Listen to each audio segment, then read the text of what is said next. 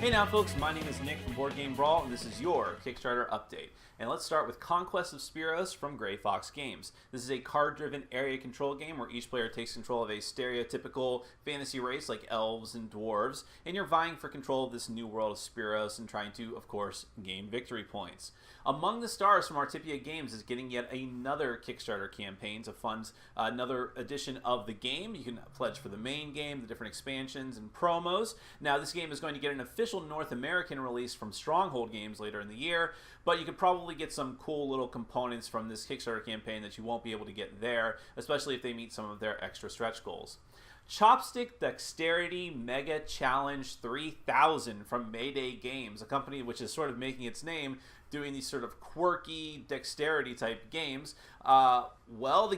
What the game is basically right there in the title. It's a dexterity game. Each player has a set of chopsticks, and you're trying to, basically it's set collection, trying to get different little bits of food meeples out of a bowl. It looks like crazy, frenetic fun.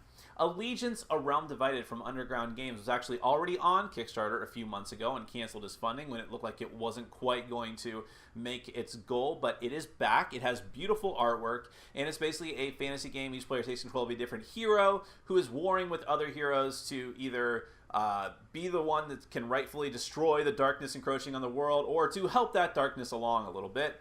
And finally, there is an expansion for Miskatonic School for Girls from Fun to 11. This is the Holiday Break expansion, which adds a bunch of new stuff and game mechanics to the base game. Now, what's interesting here is that Miskatonic School for Girls kind of has a bad reputation. It wasn't really keen for a lot of people who backed it, but there are some people who definitely love it. I haven't tried it myself, but I would love to. It's sort of an anti-deck building game. You're putting negative cards into other players' decks more so than you're putting good cards into yours. So something to look out for if you liked the original game.